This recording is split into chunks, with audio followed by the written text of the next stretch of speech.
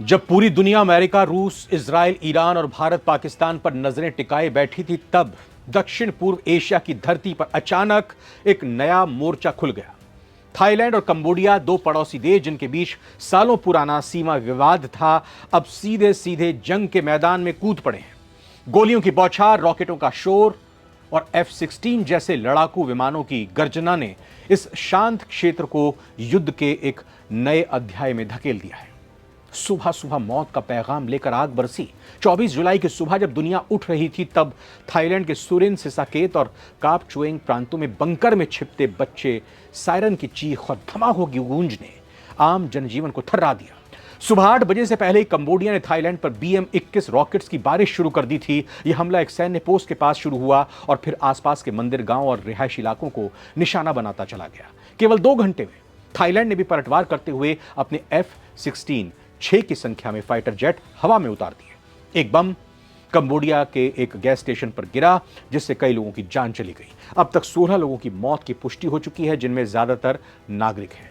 मंदिर की जमीन से उठा बारूद का यह तूफान इस खूनी टकराव की जड़ में बताया जा रहा है एक प्राचीन मंदिर जिसका नाम है ता मुएन थोम।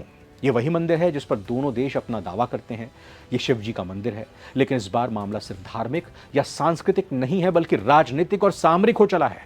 ये मंदिर सिर्फ इतिहास की निशानी नहीं, बल्कि पर्यटन से कमाई का एक बड़ा जरिया है। यहां से सटी सीमा सालों से तनाव में रही है, लेकिन 24 जुलाई को एक तनाव विस्फोट बन गया। लेकिन असली सवाल है, इस जंग के पीछे कौन है? तो जवाब है बीजिंग, यानी चीन। चीन का OROB प्लान, और ये चीन की चाल है जो इस युद्ध को भड़का रही है, इस युद्ध की शुरुआत की है।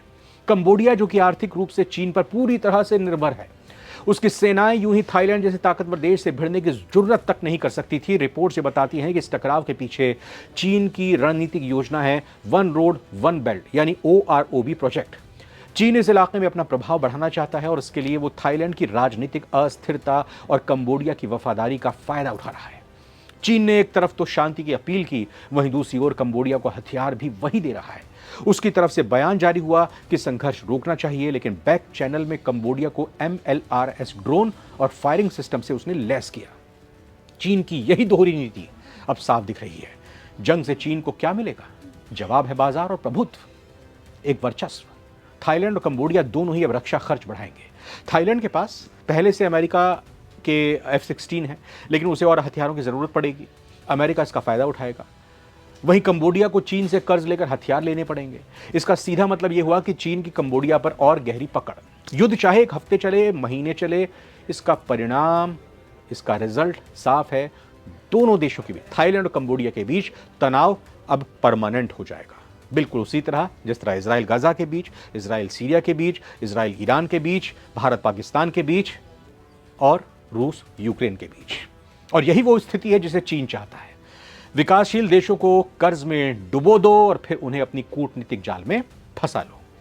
तो क्या अमेरिका और चीन आमने सामने आने वाले हैं?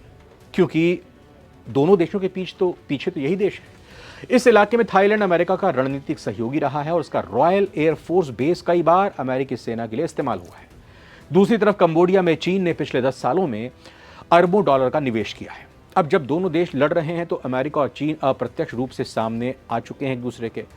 एक्सपर्ट्स का कहना है कि अगर ये जंग लंबी चलती है तो ये दक्षिण एशिया का यूक्रेन बन सकती है, जहां 2 पड़ोसी लड़ रहे हों, लेकिन असली लड़ाई तो 2 सुपर पावर्स के बीच हो रही है, अमेरिका और चीन के बीच।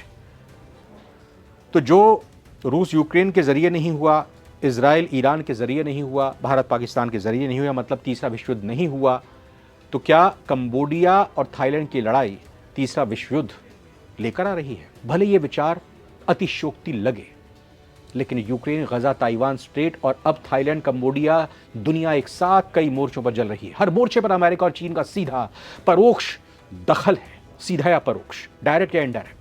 थाईलैंड कंबोडिया की जंग ने अब साफ कर दिया है कि यह सिर्फ 2 देशों की लड़ाई नहीं, बल्कि एक गहरी भू राजनीतिक साजिश का हिस्सा है। तो क्या जंग रुकेगी या फिर एक नया एशिया अब जन्म लेगा? अगर कूटनीतिक दखल नहीं हुआ तो ये जंग लंबे समय तक चल सकती है। आसियान और UN की ओर से अब तक कोई ठोस प्रतिक्रिया नहीं आई है, लेकिन एक बात तो साफ है, चीन इस युद्ध को भड़काकर अपनी कूटनीतिक कार्ड जरूर खेल चुका है। अब दुनिया देख रही है कि थाईलैंड अमेरिका की ओर झुकेगा या चीन से सस्ते हथियार लेकर नई दोस्ती करेगा। वीडियो में फिलहाल इतना ही।